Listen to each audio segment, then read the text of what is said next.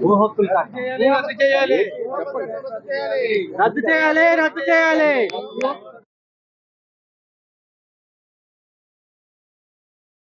భూ హక్కుల చట్టం, భూ హక్కుల చట్టం రద్దు చేయాలి, రద్దు చేయాలి. భూ హక్కుల చట్టం రద్దు చేయాలి, రద్దు చేయాలి.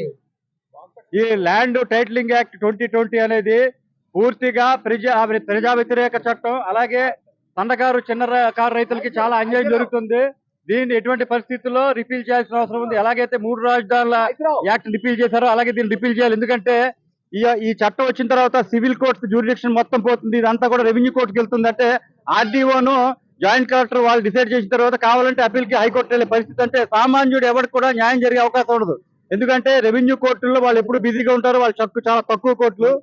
ఇటువంటి పరిస్థితుల్లో ఇక్కడ కొన్ని వేల కేసులు పెండింగ్ ఉన్నాయని కూడా అక్కడికి వెళ్తే కనుక ఇప్పటికే కోర్టులో సిబ్బంది సరిగ్గా లేక, జడ్జి సరిగ్గా లేక ఇప్పటికే న్యాయం జరగట్లేదని ప్రజలు ఎంతో బాధపడుతున్న ఈ సమయంలో ఇప్పుడు ఇది రెవెన్యూ కోర్టుకి వెళ్తే ఇంకా తరతరాలుగా కేసులు తేలకుండా ఒక తరం కూడా చనిపోయిన తర్వాత కూడా అక్కడ ఏవి హైకోర్టు వరకు వెళ్లే వరకు అయ్యే పరిస్థితి లేదు. ఎందుకంటే మ్యాన్ పవర్ ఇక్కడున్న ఇంత వేలాది మంది అడ్వకేట్లు ఎటువంటి వ్యాపారాలు చేయకుండా కేవలం అడ్వకసీ మీద వెతుకుతున్న అడ్వకేట్లు న్యాయం చేయాలని ఉద్దేశంతో ఇక్కడ ప్రాక్టీస్ చేస్తున్న వాళ్ళు, అలాగే వేలాది మంది న్యాయాధిపతులు పూర్తిగా ఫుల్ టైమ్ గా వాళ్ళు జడ్జిమెంట్లు ఇచ్చే పరిస్థితుల్లో వాళ్ళు కోర్టులో ఉండి ఇంతమంది పాటుపడుతుంటే లక్షలాది కేసులు రోజు రోజుకి పెరిగిపోతున్న ఈ సమయంలో ఈ ల్యాండ్ టైటిల్ యాక్ట్ పెట్టి సివిల్ జ్యూరిస్డిక్షన్ పూర్తిగా తీసేసి ఆర్డీఓ జాయింట్ కలెక్టర్ రెవెన్యూ కోర్టుకి ఇవ్వడం వల్ల చాలా అన్యాయం జరుగుతుంది. ఇది రాజ్యాంగబద్ధంగా కూడా లేకుండా ఇమీడియట్ గా ఎవరికి కూడా దీని గురించి చర్చ కూడా లేకుండా కోర్టుల అభిప్రాయం కానీ, న్యాయవాదుల అభిప్రాయం కానీ, బార్ అసోసియేషన్ అభిప్రాయం కానీ లేకుండా సడన్ గా ఈ యాక్ట్ ఇంప్లిమెంట్ చేయడం అనేది మాత్రం చాలా దారుణమైన విషయం. దీన్ని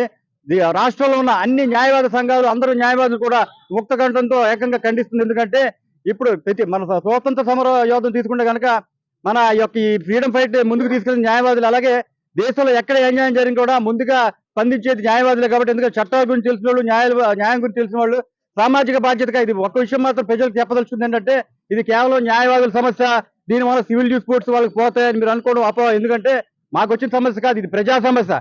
ఎందుకంటే టోటల్ గా సమాజానికి జరిగే పెద్ద సమస్య. టోటల్ గా జ్యూరిడిక్షన్ అంతా తీసి రెవెన్యూ కోర్టులకు ఇవ్వడం వల్ల ఇక్కడ కేసులు పోవడం అనేది కాదు, మీకు న్యాయం జరగదు. ఎందుకంటే ఆర్డీఓలు తర్వాత జాయింట్ కలెక్టర్ల దగ్గర మీరు తిరగలేక, ఎందుకంటే వాళ్ళ ప్రోటోకాల్ అని వాళ్ళకి 1,00,000 పనులు ఉన్నాయి. వాళ్ళకి అసలు టైం ఉండదు, అంత తక్కువ మంది ఇన్ని పనులు చేయలేరు. కాబట్టి ఇటువంటి పరిస్థితుల్లో మనందరం కూడా ఏకకంఠంతో పోరాడాల్సిన అవసరం ఉంది. కాబట్టి ఈ రోజు గాజువాక బార్ అసోసియేషన్ లోని ఉన్న సీనియర్ న్యాయవాదులు, జూనియర్ న్యాయవాదులు అందరూ కూడా ముక్తకంఠంతో ఇది ఈ యొక్క సమావేశాన్ని పెట్టి నిరసన తెలియజేయడం చాలా గొప్ప విషయం. ఈ విషయం మీద మాట్లాడాల్సిగా పెద్దలు కోరుతున్నాం.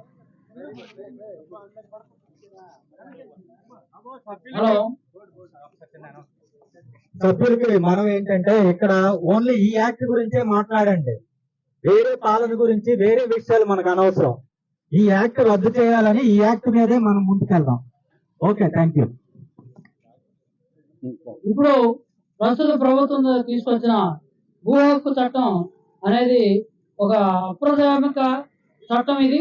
ఎందుకంటే కోర్టుల్లో, సివిల్ కోర్టుల్లో న్యాయం జరుగుతుంది తప్ప ఎక్కడా కూడా న్యాయం జరిగే పరిస్థితి ఉండదు. కాబట్టి అలాంటిది సివిల్ కోర్టులో లేకుండా ఈ రోజున ఈ చట్టం తీసుకొచ్చి ఈ చట్టం ప్రకారం ఒక డిప్యూటీ తహసీల్దార్ దగ్గర కేసులు చేయాలంటే వారికి ఎటువంటి న్యాయ పరిజ్ఞానం ఉండదు. కాబట్టి అక్కడ ప్రజలందరికీ న్యాయం జరిగే పరిస్థితి లేదు. కాబట్టి ఈ చట్టాన్ని రద్దు చేసేంత వరకు కూడా గాజువాక బార్ అసోసియేషన్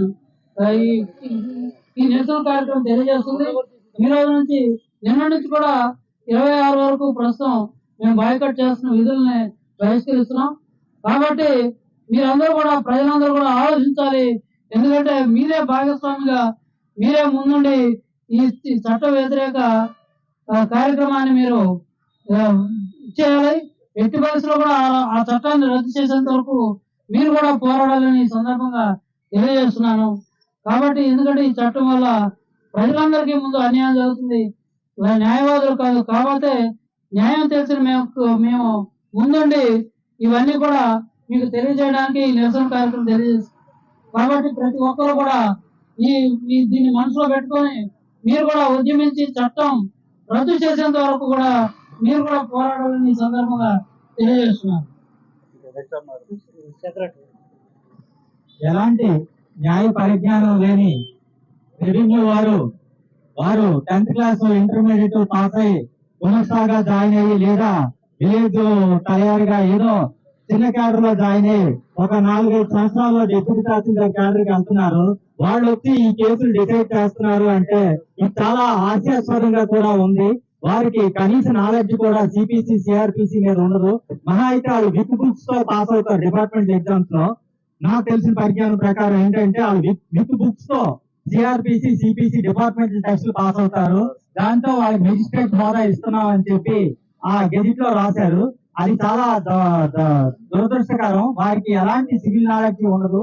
అదే మనం ఒక జూనియర్ సివిల్ జడ్జి అవ్వాలంటే మొత్తం లా పాస్ అయ్యి ప్రాక్టీస్ చేస్తూ జ్యుడిషియల్ ఎగ్జామ్స్ పాస్ అయిన వారు మాత్రమే ఈ కేసులు డీల్ చేయగలరు. ఎవరు హక్కుదారుడు కాదనేది, ఎవరు వారసులు, ఇవన్నీ చేయాలంటే కూలంకషంగా ఎవిడెన్స్ ని లీక్ చేస్తూ చట్టాన్ని కాపాడాల్సిన జడ్జీలు కాదని రెవెన్యూ వ్యవస్థలకి ఇస్తే వారు చట్టం అపాయింట్ చేస్తారు, వాళ్ళు లెజిస్లేచర్ అపాయింట్ చేస్తున్నారు కాబట్టి వారు కొంత అవకతవకలు పాల్పడడానికి ఖచ్చితంగా సరైన న్యాయం జరగకుండా సమాజం ఈ రకంగా ముందుకు పోతే దానివల్ల చాలా ఇబ్బందులు ఎదురవుతాయి. సమాజంలో మళ్ళీ బ్రిటిష్ కూడా వస్తుంది. బ్యూరోక్రసీకి పవర్ పెరిగిపోతే అప్పుడు ఎమర్జెన్సీ కాలంలో నాటి ఇదవుతుంది. కాబట్టి ఇలాంటిది పరిష్కరించాలంటే ఈ చట్టం రద్దయ్యే వరకు మా న్యాయవాదులు సమాజం కోసం ఎక్కడి వరకైనా పోరాడడానికి రెడీగా ఉన్నామండి.